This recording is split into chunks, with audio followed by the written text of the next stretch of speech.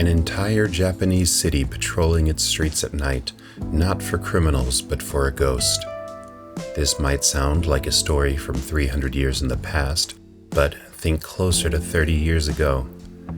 Even in recent memory, Japan has faced public panics, where folklore bled into daily life, sparking school bans, media frenzies, and even police patrols. Now, that's not to say that Japan is alone in this.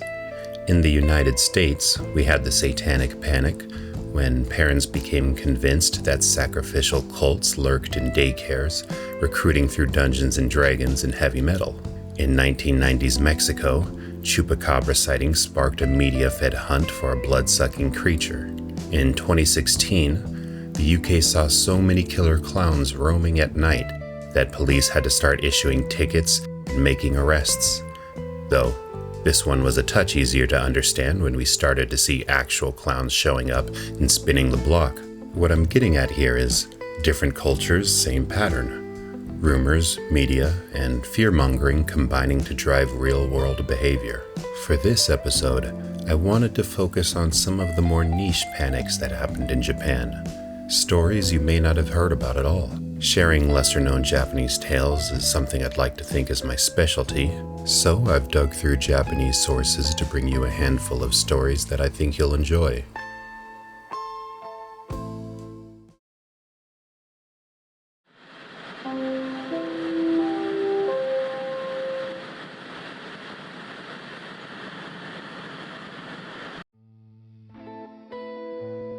While our first story tonight focuses on one of the most famous Japanese urban legends, it's actually a side that many people outside of Japan may have never heard of before. This is Kuchisake Onna, the slit-mouthed woman, whose rumor in 1979 was taken so seriously that schools organized escorts and police stepped up neighborhood patrols. Now, the urban legend itself is well documented, so I'll cover it here just briefly. In most versions of the story, a woman suffers a vicious attack, usually out of jealousy from her sister or husband. As a result of the attack, she becomes the slit-mouthed woman, or in Japanese, Kuchisake Onna. She appears to lone travelers at night and asks, "Am I pretty?" If you say yes, she removes her mask to reveal her mutilated mouth and asks, "How about now?" The wrong answer means that a violent end is coming your way. Even the right answer only really delays the inevitable. The best case scenario, she just inflicts the same injuries onto you. And can I just take a moment to say here, the fact that we are now using Wikipedia to look at a diagram explaining survival strategies against Edo period ghosts really shows the progress that we've made as a people. The legend of Kuchisake Onna was an old one, but it wasn't widely known in modern Japan until the late 1970s. That changed in December 1978 when an elderly woman in the farming town of Yaotsu, Gifu Prefecture, reported seeing Kuchisake Onna in her garden. A local newspaper ran the story, only reinforcing the stereotype that people in the 1970s would be utterly unprepared for a 24-hour news cycle. The story quickly gained popularity with the local children, and reports skyrocketed in the area, each retelling adding new details. By the next spring, the rumor had spread across Gifu and Aichi prefectures as children traded tales of the masked woman. Local papers reported on it, and before long, rumors were soaking through the air like cigarette smoke in a Showa-era elementary school. And yes, that's a real thing. Apparently the teachers did smoke back then. In the school, I mean.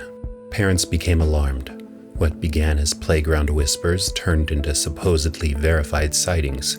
Schools issued warnings about the specter, and they told children to walk home in groups, and in some cases, even arranged teacher escorts.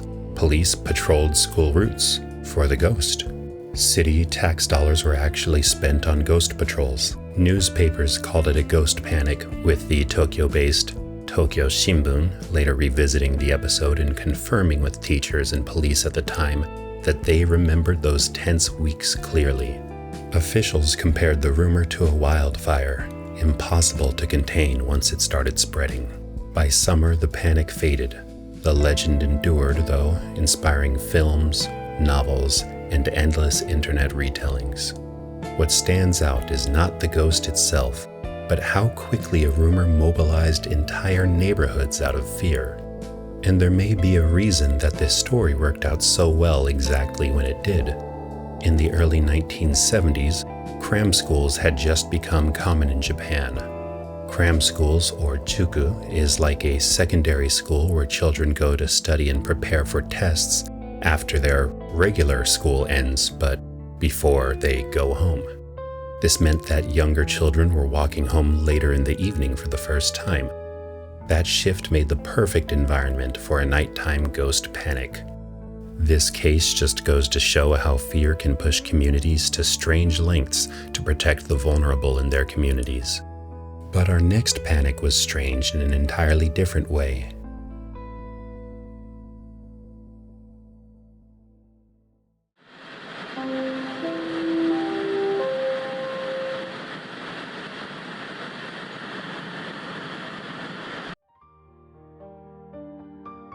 Imagine visiting your local temple for good luck for exam season or work or even your love life. On your way there, you look into the temple pond and you see a fish with a human face.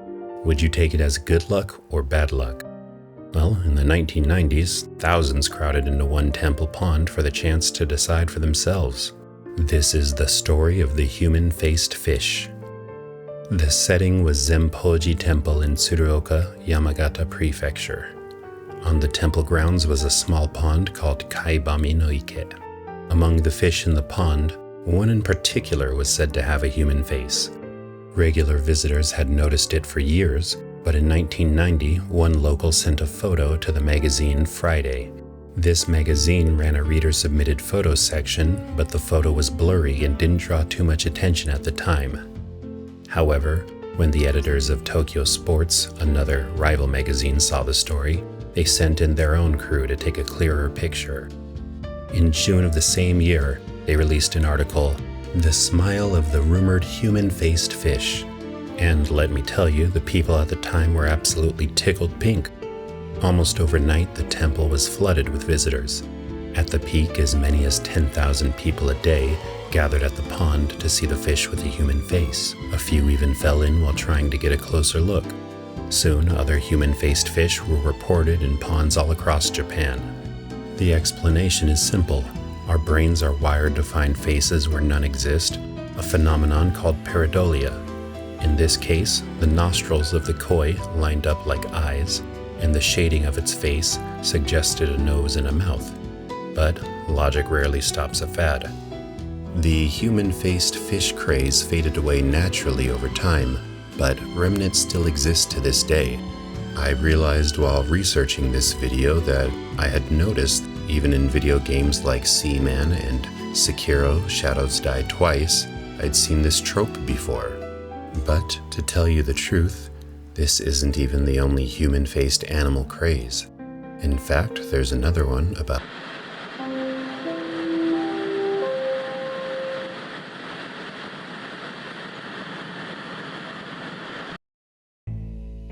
When I was a child, I always found it terrifying to walk past a loose dog in the street. Nothing bad ever happened, thankfully, but it always worried me. This story would have worried me a bit more. Imagine walking home at night and a stray dog trots out of the shadows, but when it lifts its head to look at you, the face staring back is your own species. Before you can even react, it notices you staring at it and barks at you to mind your own business. Although nowadays I feel like I can relate more to the dog in this situation, you've actually just run into the Jinmenken, literally, the human-faced dog. This human face was one of the stranger products of Japan's urban legend mystery boom of the late 80s and early 90s. While the human-faced fish was more of a quirky oddity, the canine version brings us back to the realm of Kuchisake Onna type of cryptid that you wouldn't want to run into at night. Unlike Kuchisake Onna, however, it wasn't a story about being attacked or hurt. It was more uncanny than dangerous. A stray dog with a distinctly human face, often said to appear late at night in back alleyways or dimly lit residential streets, sometimes with bloodshot eyes, muttering in a hoarse voice, "Leave me alone." I've included this entry as a fun aside to the human-faced fish due to the similarity, but to be honest, this one never really had a clear inciting event from what I can tell. It doesn't have a historical counterpart, nobody dressed up as a dog and tried to scare people in the neighborhood, and I know what you're thinking, but Scooby-Doo didn't visit Japan until 2009. The details multiplied with every retelling. Some said that these dogs rooted through garbage cans like normal strays until they turned around and revealed unsettling human features. Others swore that they could sprint fast enough to keep pace with cars on the highway. And then there was the detail that tied the rumors together, the speaking. No matter what version you heard, the phrase, "Leave me alone," came up again and again, like it was the official human-faced dog catchphrase. And honestly, kind of vibe with it. Teen magazines loved it. They ran short blurbs about where one had been seen that week, adding flourishes about its color or its favorite neighborhood. Late-night radio filled with callers swearing that they had seen one while out with their friends, or that their best friend's sister's boyfriend's brother's girlfriend heard from this guy who knew this kid who had seen one. TV variety shows and manga picked it up, adding their own spins. Pretty soon, Jinmen-ken wasn't just a rumor, it was a fad, the kind of things that kids dared each other to go out and look for behind the gym or on the way home at night. But if we look at it objectively, it is kind of terrifying, right? I can put myself in the shoes of a kid seeing a dog and feeling a pang in my stomach, as I hoped it didn't turn around just to reveal a human face. Looking back, some media workers admitted it was almost like an experiment gone wrong. A goofy rumor escaped into the wild, and once people began confirming it themselves, it became self-sustaining. The sightings didn't have to be real. What mattered was that for a brief moment, we all believed in ourselves, and that's what's important. Nah, I'm just playing with you. This would be corny as hell today, but I still kind of like it.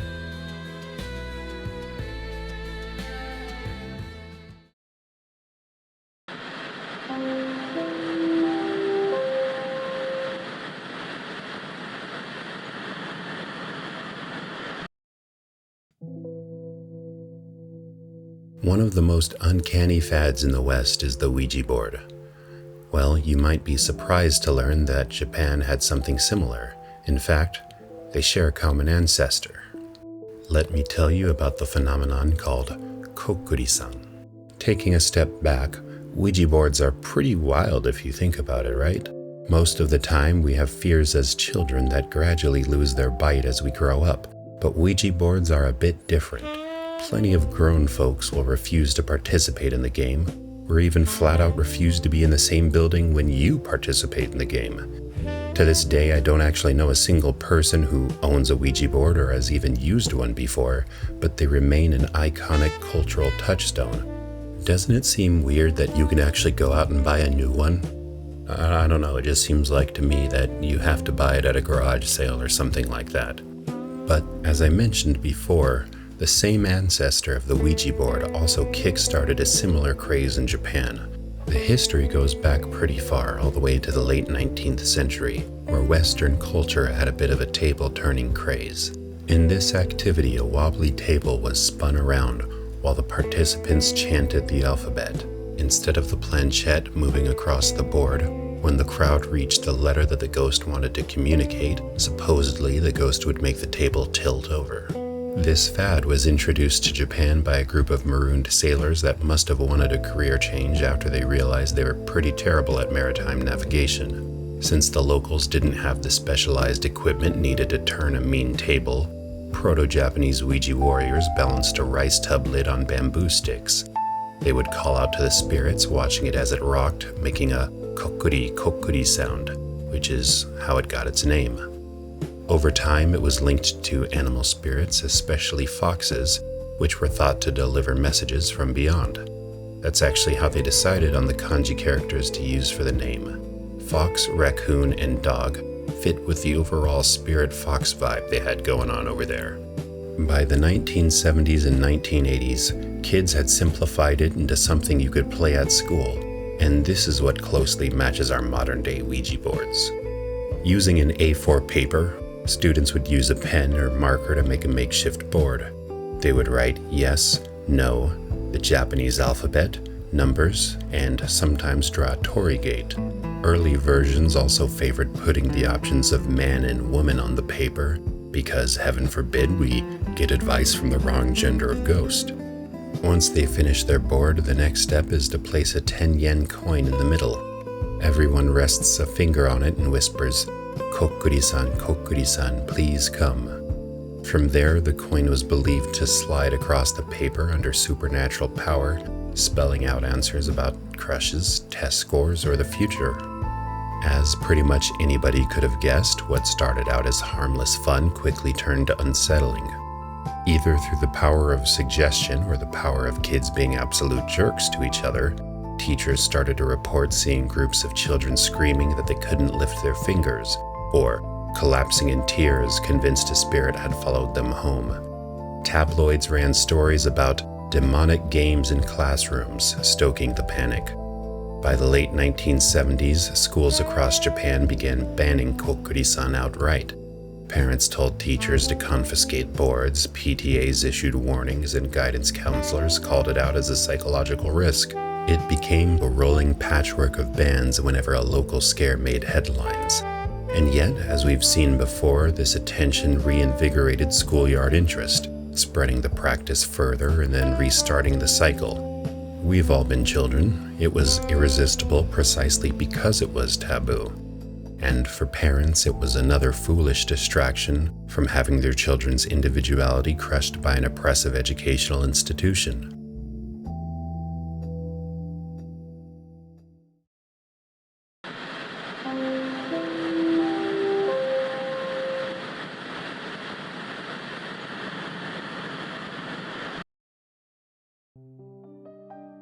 The vanishing hitchhiker trope is a classic one, and a fan favorite at that.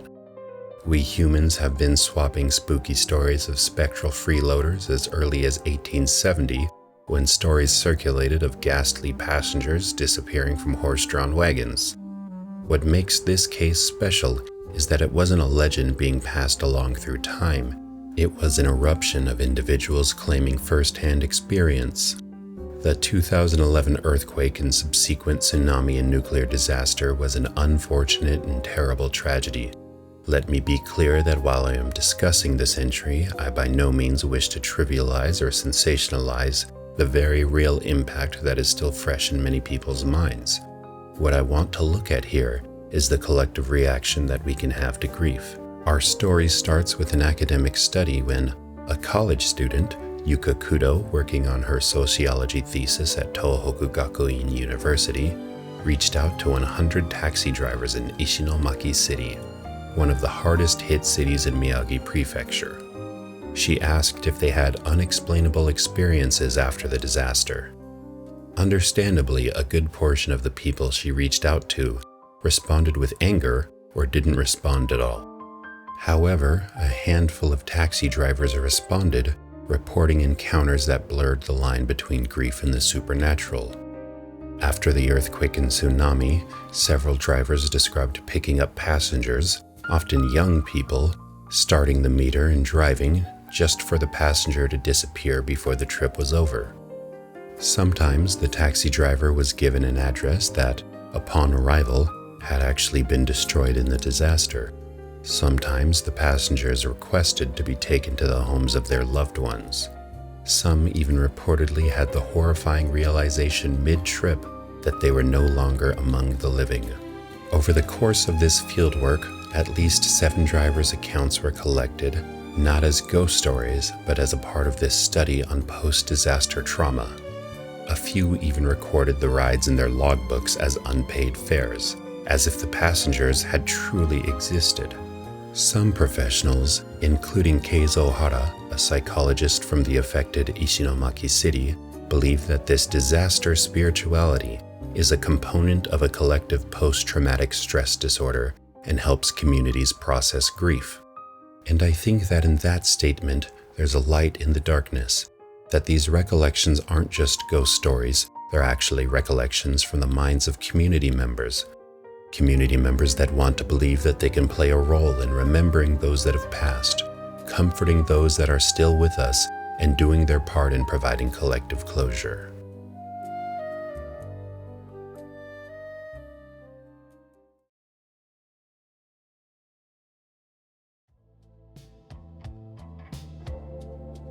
Tonight's stories remind us that panics and rumors don't come in a single flavor.